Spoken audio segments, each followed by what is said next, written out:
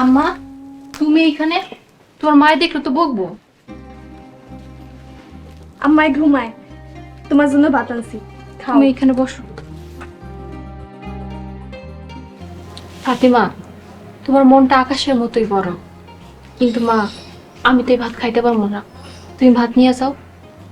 কেন পারবো না? তুমি কি এই ভাত তোমার মারে জানাই আনছো? ভাবি জানে তুমি যে আমার লেগে ভাত আনছো? আম্মা জানে না, আম্মা ঘুমায়। আম্মা ঘুমাতে উঠার আগে আগে তুমি তাড়াতাড়ি খাইয়ালো। তোমার মা যদি আমার ভাত দিয়ে পাঠাইতো আমি নিশ্চয়ই খাইতাম, কিন্তু তোমার মা জানে না তুমি তোমার মারে না কইয়া ভাত আনছো। কাজটা তুমি ঠিক করো নাই। শোনো ফাতিমা, কখনো বাবা মার অবদ্ধ হবা না। কাকি, আমি আব্বারে কইছিলাম, আব্বা অনেক খুশি হয়েছে। এটা কিন্তু আমার বাগের ভাত। আম্মা আমারে খাইতে দিছিল, আমি পরে খামু কয়ে রাইখা দিছিলাম। তুমি না খাইলে আমি মেলা কষ্ট পাবো। চলো আমরা মা মাইয়া মিলা খাবার খাই।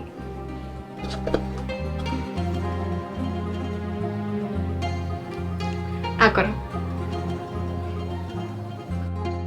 ফাতেমা, এই ফাতেমা,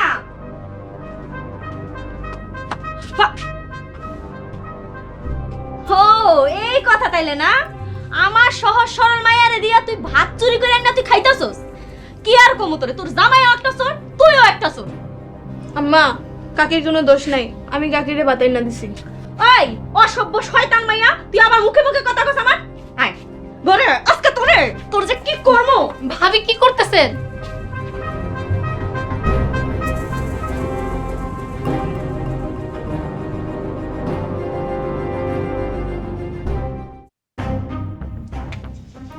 তুই যে কাম করছস না, তোর কোনো ক্ষমা নাই। কাকা আমার কি দোষ? আপনি যেমনি যেমনি কইছেন আমি তো এমনি এমনি করছি। আমার লগে চোখ পাল্টি লয়ে লইলেন। এই থাক। ওই মা, তোর সাহস তো কম না, তুই চেয়ারম্যানের মুখে মুখে তর্ক করস। ওই, তুই যে কাম করছিস সেই 17 জন গ্রামবাসী জানে, তোরা জানে মেরে ফেলবো, এই ভয় তোর নাই? রে শয়তান, তোরে আমি নিজের মুখে মামলা করতে কইছি? না, তাহলে তো মিথ্যা কথা কসকা। মাকসুদের মতো ইমানদার আর আলেম মানুষের মিথ্যা মামলা দিয়া জেলে ঢুকাইছ। তোরে কঠিন শাস্তি ভোগ করতে হইব। কাকা আমার আপনি মাফ করে দেন কাকা, আমার বাঁচান কাকা। কাকা আপনি স্যার আমার কেউ নাই কাকা। ওঠ পাছার। না কাকা, ছাড়ুন না। ঠিক আছে, ওঠ পাছার, ওঠ।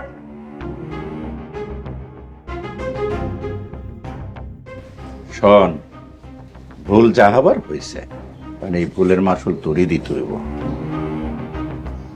আচ্ছা, যেমনি যেমনি কইবেন এমনি এমনি হইব। মামলার সমস্ত খায় খরচ সব তোর দিতে হইব। দিমু। শোন, কাইল 1 লাখ টাকা দিয়ে যাবে। কাকা 1 লাখ টাকা?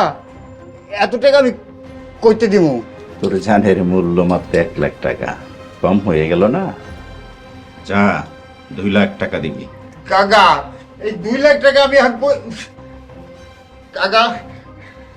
শোন, তোরে আমি 2 দিন সময় দিলাম, এই 2 দিনের মধ্যে টাকা দিয়া যাবে। আর শোন, এই ব্যাপারে কেউ যেন জানতে না পারে। যা ফট। কাকা কাকা আপনি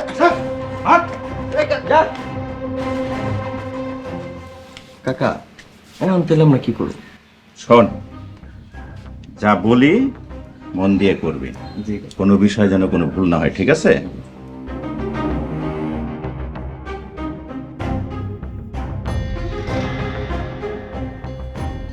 ভাই, কেউ আছে? কেউ আছেন এখানে? আমার কথা শুনতে পাচ্ছেন ভাই? সালামু আলাইকুম হুজুর। ওয়ালাইকুম সালাম। আপনি একটা চোরে সালাম দিলেন? হুজুর, আমি সব কিছু শুনছি, সবই বুঝতে পারছি। দুনিয়া উল্টে গেল, আমি বিশ্বাস করি না এটা চুরি করছেন। আপনি চুরি করতে পারেন না হুজুর। আপনি আমার কেন ডাকছেন? কারণ কি খাইবেন, কি আনবো আপনার লাগে বলেন হুজুর। আলহামদুলিল্লাহ, আপনার কথা শুনে মনের মধ্যে একটু শান্তি পাইলাম। আল্লাহ আপনার ভালো করুক। আচ্ছা হুজুর, বাদ দেন, আপনি কি খাইবেন কন, আপনার লাগে কি আনবো? এশার ওয়াক্ত কি হয়ে গেছে? জি হুজুর, এই কিছুক্ষণ আগেই তো আজান দিছে। ও আমি আসলে ঘুমায়া পড়ছিলাম, টের পাই নাই, এর লেগে আপনারা জিগাইলাম। হুজুর আপনি কি লাগবে খালি আমারে কবেন, আমি লুকায়া আপনার লাগে ব্যবস্থা করে দেব। আপনার কাছে দুইটাই চাওয়া আমার, নিয়মিত নামাজ পড়বেন আর সৎ পথে চলবেন। হুজুর আমি চেষ্টা করি 5 ওয়াক্ত নামাজ পড়ার, আপনি শুধু আমার লাগে একটু দোয়া করেন। আল্লাহ আপনার সহায় হোক, ইমান আর একিনে জিন্দেগি দান করুন। আমিন।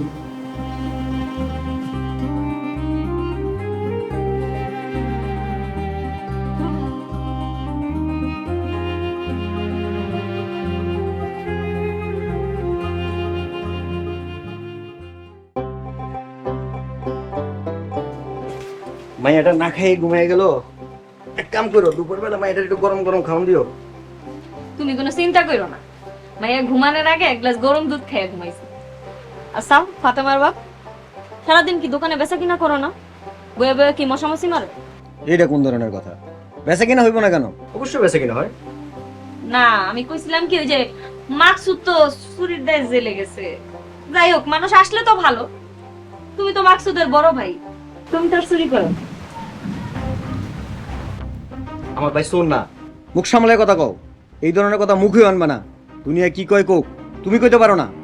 আর তুমি আমার বউ। উচিত কথা কইলে দোষ হয়ে যায় না? যাও, আর উচিত কথা কমু না। এসে আসিয়ারে খাওন দিছো? ওই সেমরি আমার সংসারে অশান্তি লাগাইছে, আমি ওই সেমরি খাওন দিতে পারবো? ওর কি দোষ? তুমি বিনা কারণে মা এটারে দোষী করতেছো কেন? দেখো, আমি মাঝ যাই তো তোমার লাগে ঝগড়া করতে চাইতেছি না। শোনো, মাকসুদের বউ হিসেবে না হোক, একজন প্রতিবেশী হিসেবে তারা খাইতে দিতে হইব। কারণ কি জানো, আল্লাহ নবী বলছে যে কোনো প্রতিবেশী যেন অভুক্ত না থাকে, খুব খেয়াল রাখতে হইব। কিন্তু আমার এত ঠেকা পড়ে নাই, আমি পারবো না। এই কই যাইতাছো তুমি? ভাত থুয়া? তুমি নিজের হাতে আসিয়ারে ভাত খাওয়াইবা, যদি না খাওয়াও আমি ভাত মুখে নেব না।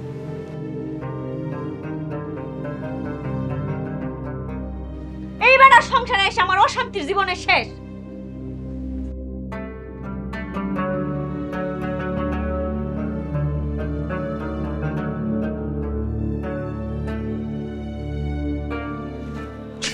ভাবি আসসালামু আলাইকুম। স্বামীটারে তো খাইছস, ধর অন বাটি গিল। ভাবি ভাত লাগবো না, আপনি নিয়ে যান। এত বড় বিপদের মধ্যে আছস, তাও তোর দেমাগ কমে না? ভাবি এটা দেমাগ বা অহংকার না, আল্লাহ মাফ করুক। আপনি যদি খুশি মনে না দেন, এই ভাত আমার গলা দিয়ে নামবো না। দেখ আসিয়া, এত রং রং আমার পছন্দ না। তুই যদি ভাত না খাস, ফাতেমার বাপেও ভাত খাইব না। অন তুই চিন্তা করে দেখ, তুই ভাত খাবি না কি করবি? ভাবি আমি ভাত রাখতেছি, আমার যখন ক্ষুধা লাগবো আমি খাইয়া নিমুনে। যত সব আজাইরা ঢং। কালকে এই প্লেটটা ধুইয়া ঝকঝকা করে আমার ঘরে দিয়াবি। আইসা ভাবি, ভাবি আপনার একটা কথা কই। ক। আমি আপনার সব কাজ করে দিব, বিনিময়ে আপনি আমার 2 বেলা খাইতে দিয়েন। আচ্ছা ঠিক আছে, আমার তো আবার মন ভরা মায়া। তুই যা কইতাছস তাই হইব। তয় ফাতেমার বাপে যেন ভুলেও না জানে তুই কাম কইরা ভাত খাস। তুই ফাতেমার বাপেরে কবি যে তুই নিজের ইচ্ছা কাম কাজ করস। জানবো না, ভাইজান তো সারাদিন দোকানেই থাকে, উনি জানবেও না বুঝবেও না। আপনি কোনো চিন্তা করেন না। আমার ঘরের ভিতরে একটা দুশ্মন আছে, এখন যাই হেরে মানাইতে হইব। আচ্ছা খা তুই, আমি গেলাম।